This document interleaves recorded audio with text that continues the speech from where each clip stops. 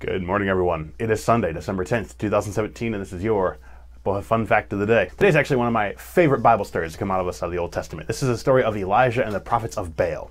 You see, while Elijah was prophet in Israel, Ahab was king for quite some time, and Ahab had some trouble keeping them in line with the Lord God, and usually pursued other gods, namely this one called Baal. That's B-A-A-L.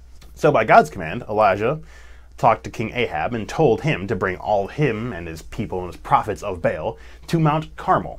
Yes, it's Carmel, C-A-R-M-E-L. It's not caramel, it's Mount Carmel. Where there would be a test. Elijah called these people and said, how long will you go on limping between these two gods? If the Lord God is God, follow him. If Baal is God, serve him. People didn't answer Elijah. They were probably a little embarrassed at this accusation. Elijah said, all right, 2 bulls. I get 1 bull. That's, a bull like a cow, a steer with horns. I get 1 bull, they get another bull. That's the 450 prophets of Baal who were also present at this time. Elijah's all by himself against 450 prophets of Baal.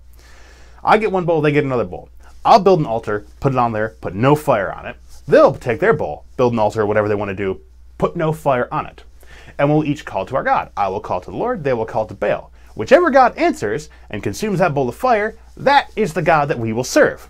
And the people are like, oh, yeah, this is a really good idea. Yeah, well spoken. Well said, Elijah. We'll do it. Elijah said to the prophets of Baal, take your bull, cut it in half, put no fire on it, put it on your altar, call to your Baal, call to your God. Do whatever you can. The prophets of Baal do. Take the bull, they cut it in half, they put it on, they start calling to Baal. They cry out to Baal. They shouted from morning until noon, saying, oh, Baal, answer us. But there was no answer, because Baal isn't real. They limped around the altar, doing everything they could, and Elijah started mocking them. Cry louder! He's God! Maybe he's musing. He's thinking too hard. Maybe he's relieving himself.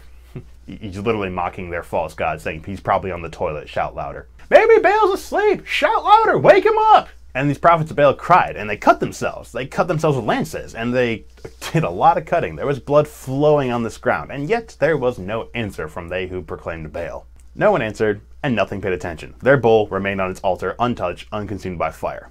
Check out what Elijah does. Elijah says to all the people, come near me, come here. Elijah takes 12 stones for the 12 tribes of Israel and repairs an altar there that had been thrown down. There was an altar to the Lord on Mount Carmel that had been broken and in disrepair, so he repairs it and puts the bull on it. He digs a trench around the altar and puts wood around this bull. He orders the bull to be cut into pieces and laid on the wood, so getting ready for it to be burned. Check out what Elijah says after that. It says, fill jars with water, pour it on the burnt offering, pour it on my bull that's supposed to be caught with fire. Get it wet. Douse it. They do. He says, do it a second time. Go get more water. Douse that bull again. They douse the bull again. This is a very wet, burnt offering now. And Elijah says, do it a 3rd time. They go. They douse water on this bull 3 different times. The trench around this altar is filled with water.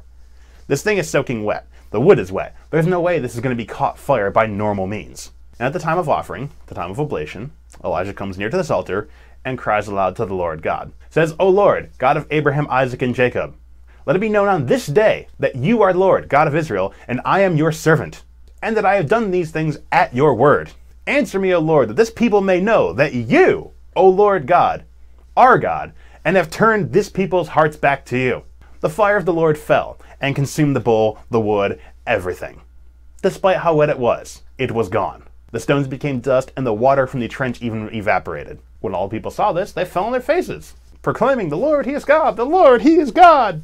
And Elijah said, seize the prophets of Baal, all 450 of those plebs. None of them escaped. He seized them. Elijah brought them down to the nearby brook Kishon and slaughtered them all there. They were false prophets, proclaiming a false God. Self-mutilating even for a false God. All of these things were severely punishable under Levitical law. So no, the Lord is God. That's K-N-O-W. Know that the Lord is God. This story from Elijah and Baal's priests comes to us out of 1 Kings chapter 18. In other news, today's National Dewey Decimal System, National Human Rights Day, and National Nobel Prize Day. I don't anticipate winning a Nobel Prize anytime soon, but I, as long with anyone else, can always help with human rights. We should really strive on that one. Hope you've enjoyed this fun fact of the day. See you tomorrow.